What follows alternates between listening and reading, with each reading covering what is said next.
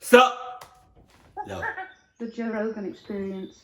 So, what do you remember from that moment on? When I regained consciousness, it wasn't real quick. It wasn't real woken right up. It was real slow. It was dim. My consciousness was kind of like in and out for a while. I didn't know where I was.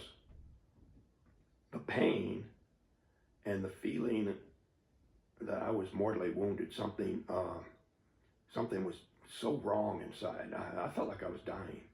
And this is what really fueled the panic when I finally laid eyes on these creatures. Of course, all of the mental programming that we get from Hollywood that aliens are invading monsters, didn't help. But I instantly associated this feeling of dying with pain with them. So I was combative immediately. Where were you? I was lying on my back on a raised table. There was a light above me. It was not real bright. It was not so bright that I couldn't, see the outline of the fixture. But What did the fixture look like? kind of like that, only much larger. Just a soft glow. And in the movie, there's a little bit of striking on the part of the aliens against me. That didn't happen. I lashed out at them. The one closest to me, I felt really weak. I didn't have enough strength to do much. So when my arm contacted him, he just fell back very unexpectedly easy into the other one. And I rolled off the table in the other direction. And they came around the table, and the three of them were coming towards me. And I just grabbed something from behind me, an object off of the shelf there, and started swinging it at them. What was the object? It was just some large, long cylinder or rod, glass, some clear material. I wasn't studying it. I was looking at them and swinging wildly, screaming threats. They stopped. And I was planning on attacking more fully, just making way past them. The only doorway I could see was on the other side of them. And it looked like a doorway? Yeah, it looked like a doorway, just What did they look like? I guess it's a pretty typical description nowadays. Very large eyes, hairless,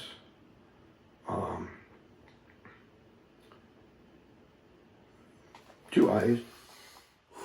I cannot imagine being in his shoes. Like I said it before, like that, it's just like a once in a lifetime opportunity. Whether that opportunity is good or bad, it's just, that's a one hell of an experience that you cannot, I feel like you can't take advantage of. Like, if something like that happens to you, I would feel like you embrace it. I mean, granted, it's a lot going on and you feel a lot, but at the same time, it's just, that's crazy, man. Nose, mouth. I didn't see them speak or no change in the expressions. And to me, that in the face of all the screaming and the fear that I was projecting, their lack of reaction probably just added to my panic. But Did they feel like they were a living creature, or did they feel like they were a robot? Like, well, they were without expression, I'll say that. But, you know, I've had 45 years to think about that. In more recent years, I think, well, maybe if they're telepathic and it's developed enough to where they don't need to talk, they also don't need facial expression. Right. And so their ability to communicate with each other would be much richer and more complete than we have. And speech and frowns or smiles or whatever would become obsolete pretty quick. Yeah. Well, that is a theory about where human beings are headed. If we continue to evolve, that we will one day reach this point where the biological limitations of our monkey bodies will slowly start to fade away, and we'll have different abilities. Different abilities to Well, why communicate. would we need to frown or Yeah. smile if you can say much more? And also, their musculature, did they look like smooth, like they had no clear muscles? Yeah, they were pretty smooth, very light. When I hit the one, it fell back into the other one pretty easily, like he weighed hardly anything. Like a little kid? Yeah. That was the most terrifying experience of my life. But when I tell this story and try to relate to people, I'm trying to communicate what I experienced and how utterly, utterly traumatic that was and how it was so devastating. I was, you know, on the verge of catatonic for weeks after it happened. But I don't want to relate this story in order to inspire fear, because I've had enough time to think about it that I think that it was unwarranted, that my reaction was just due to my ignorance of the situation. The fact that I was returned at all is pretty significant, you know? Yeah. The idea that these beings are just kidnapping people willy-nilly and doing terrible things to them, I don't subscribe to that theory. Now, I try to separate what I actually experienced from things that I've concluded just from thinking about it. But it seems to me that, they've been seen, observed, there have been sightings for all, you know, before I was born. Had you heard of the Betty and Barney Hill story before you were abducted? I probably had. But I thought if they had some sort of sinister intentions, it'd be a done deal. They wouldn't be sneaking around, hiding, and I believe with that level of technology. Look at it this way: human beings, just virtually everything technological that we have is just a few hundred years old. Before that, the most technological thing we had was fire. And in just the last 50 years, the progress of our science has grown to far overshadow everything we had accomplished in thousands of years before that. So I'm thinking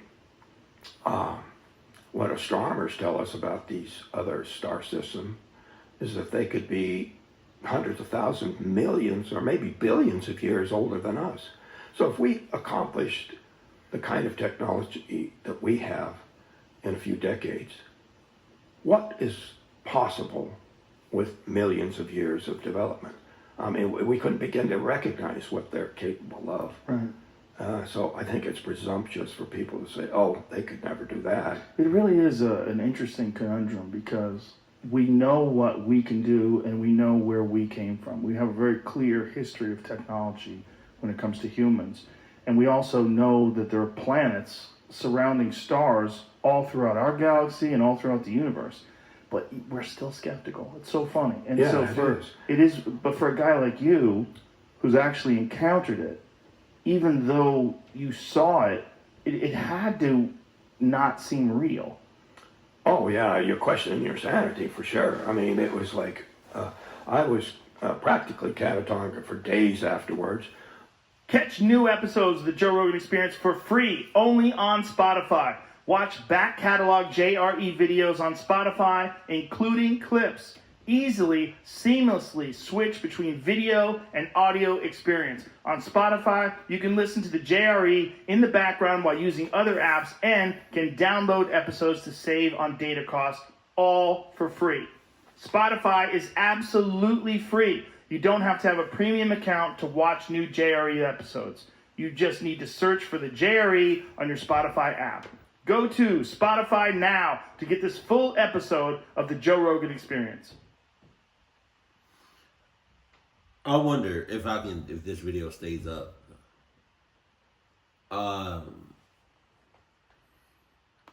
What I'm just more curious about was, you never really know what's going on in somebody else's head. That being said, I wonder,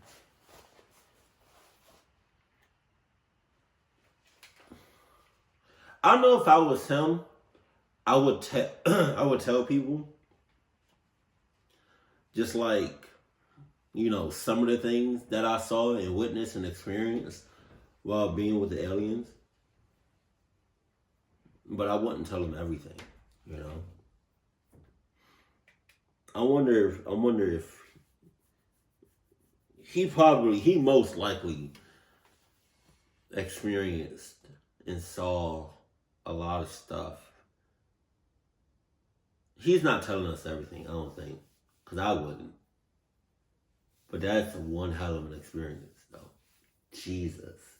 That shit gives me the chills when I be thinking about it. But if there's any videos from Joe Rogan, which I've never really watched his videos like that, but the only reason I reacted to this is because, one, y'all requested it, and then two, you know, it goes hand in hand with the Mr. Ballin video. But I can only imagine being in his shoes. Jesus. But if there's any Joe Rogan, what's his name? Joe Rogan? Videos you want me to react to, let me know that in the comment section below. But as always, keep it cool, keep it classy, and I love you. Stay happy, my family.